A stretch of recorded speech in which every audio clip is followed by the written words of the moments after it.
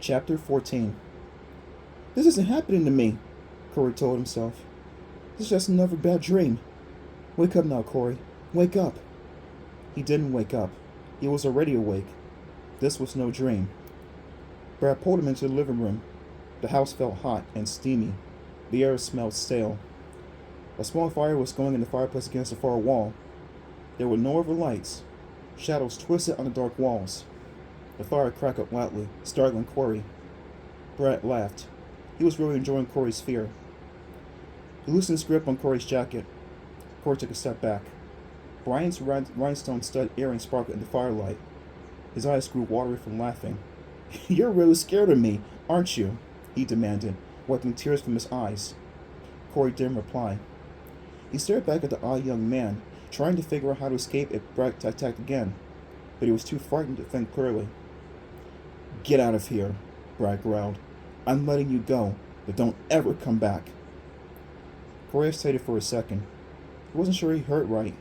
Then he ran past Brad and out of the house. The door slammed hard behind him.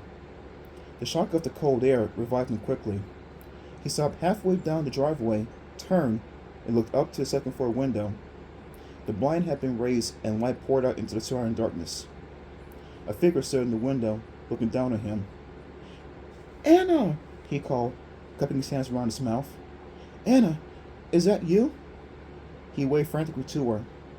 The figure in the window pulled down the blind. The front yard returned to total darkness. How far can you spit that?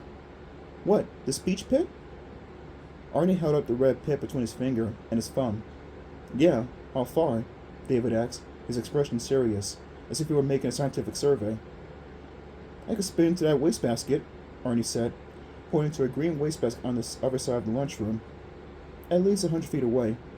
Easy. You're crazy, David said. You'll never make it. No problem, Arnie insisted. In fact, it's too easy. Tell you what, see that kid with the red hair, so it looks like you? I'll ricochet off the kid's head and into a wastebasket, just to make it hard. No way, David said, shaking his head. You can't spit it half that far. What do you think, Brooks? What? Curry looked up from his ham sandwich. Think you can do it? Curry shrugged his shoulders. Sorry, I was thinking about something else. He was thinking about Anna, of course. He'd been trying to phone her for 2 days. No one answered the phone. Arnie says you can spit into a pit into the basket over there, David explained. So? Corey frowned. So? Have you lost an interest in sports, Brooks? David demanded. Bad enough lost a sense of humor. Now you don't care about Major League athletic demonstrations? Why don't you guys grow up? Corey said wearily. He took a bite of the sandwich, but he felt too tired to chew. You're wrecked, man, Arnie said, rolling the pitch pit around his fingers. What's your problem anyway? I haven't been getting much sleep, Corey told him. You've been thinking about that blonde girl, Arnie said with a exaggerated leer. Leave him alone, David said, turning Arnie around in his chair. Spit the pit. $5 says it doesn't go halfway across the room. You're on, man, Arnie said. That's a bet. He tossed the pitch pit into his mouth and took a deep breath. Suddenly, his eyes popped open wide. He grabbed his neck. His mouth fell open. He gasped for breath. Oh no! He swallowed it! He's choking! David screamed, leaping up from his chair and frantically pounding Arnie on the back. Arnie's face turned bright red. He was struggling to breathe, but it was obvious that he couldn't. Help! Somebody help! Corey yelled. Oh my God! He's choking to death! David, horrified, went white as flour, looked as if he might faint. Help! Somebody! Corey stopped screaming. He stared at Arnie. He realized that Arnie was laughing now. Arnie winked at him. He held up his hand. The pitch pit was still inside it. He had never even put it into his mouth. Gotcha! Arnie told his two friends, grinning triumphantly. He collapsed on the table in riotous laughter. David quickly revived and joined him, laughing and pounding the table. Corey stood up and disgustedly threw out the rest of his lunch in the trash. You guys are just sick, he muttered. Hey, come on, Brooks, Arnie said. What's your problem? It's funny, and you know it. Corey shook his head and went out the door. He wandered around the parking lot for a while. It was bitter cold and he didn't have his jacket, but he didn't notice. He was trying to convince himself to stop thinking about Anna, to just erase her from his mind. He knew he'd feel so much better if he could just forget about her and go back to his old life. Look at me, he thought. I'm totally wrecked. I've had no sleep, my schoolwork is suffering, my gymnastics is suffering, I'm suffering. And all because of a girl whose creepy brother keeps telling me she's dead. He had to drop her, force her out of his life. He knew that's what he had to do. But he also knew he couldn't do it. At least, not until he got some answers. About the newspaper clipping, about her brother, about why she had called him and then not shown up. He heard the warning bell ring inside the building. It was almost time for fifth period. Shivering, he felt the cold for the first time and, rubbing his arms to warm them, hurried back into the building. He and Lisa arrived at their lockers at the same time. How's it going? She asked. He tilted his hand from side to side to indicate so-so. I'm really sorry about Saturday, she said. I mean, about the gymnastics match and everything. He searched her face to see if she was making fun of him, but she looked sincerely sorry. There's always another match, he muttered. I guess, she said. She was acting strange, he noticed. Awkward.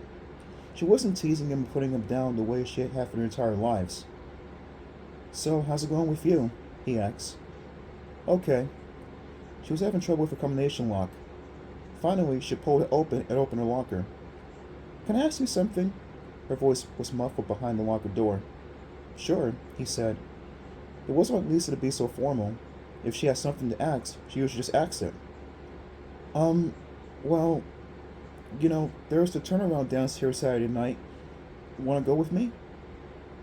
She asked it very fast, as if it were all one word. She was still hiding behind the locker door. Corey was very surprised. He and Lisa had been friends their whole lives, but they'd never gone out on a date. It was a really good idea, he decided quickly. He had to try to forget about Anna, or at least not think about her all the time. Going out with Lisa would help him. What a good friend Lisa was. She was really there for him when he needed her. Sure, he said. Great. Lisa peeked out from behind the locker door. She had a big smile on her face. I'll pick you up at 8 tonight o'clock, she said. She sounded genuinely excited. Corey smiled back at her. Lisa was certainly acting weird, as if she had a crush on him or something. He glanced past her down the fast emptying corridor. Was that Anna watching him in the showers 2 classrooms down? Or was he just imagining that it was Anna? I've got to get her out of my mind, he told himself, feeling genuinely frightened. Now I'm starting to see her everywhere. But wait. She stepped out of the shadows. She was walking toward them. It was Anna. She walked quickly between them and gave Corey a warm smile. Hi, she said softly, her eyes revealing that she was happy to see him. She was wearing a white blouse and an old-fashioned flower-patterned jumper. Somehow, she looked even more fragile than usual. Hi, Corey said. He took a step back.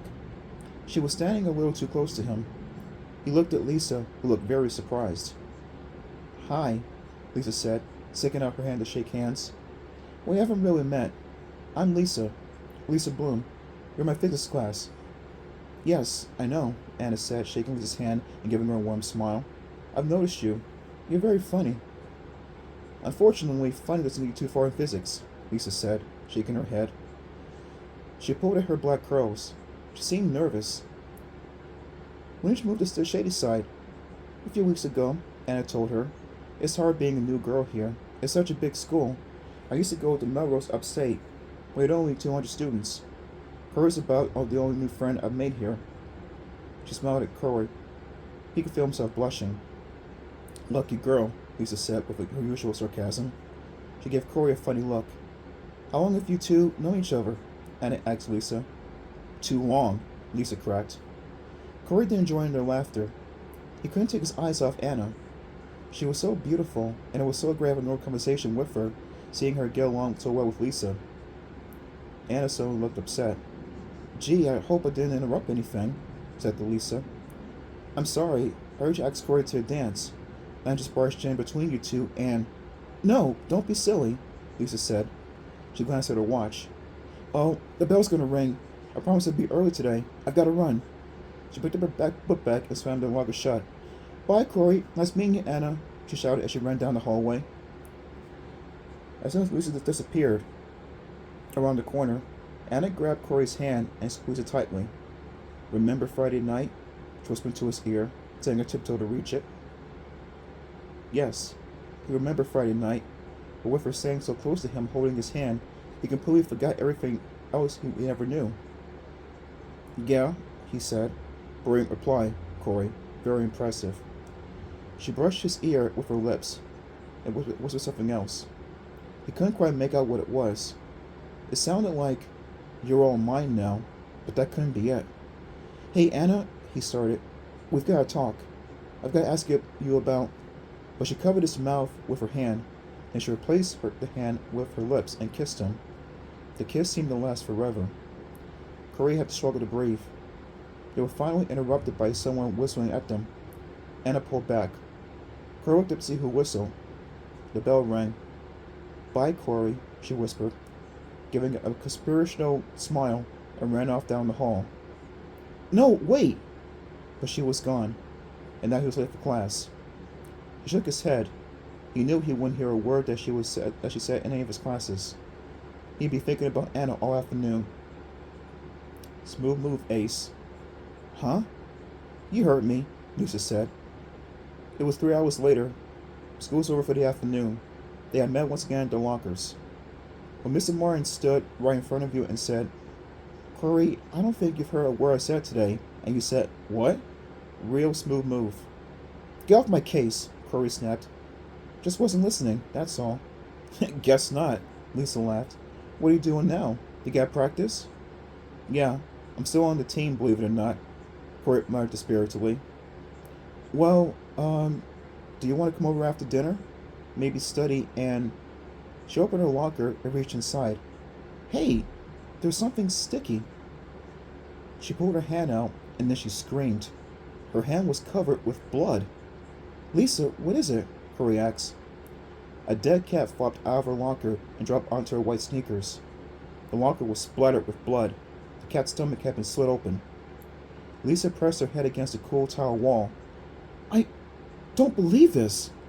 I don't believe this. She kept repeating herself, not moving from the wall. Corey saw something tied around the dead cat's throat. It was a note written on white notebook paper. He bent down, pulled it off, and read to himself. Lisa, you're dead too.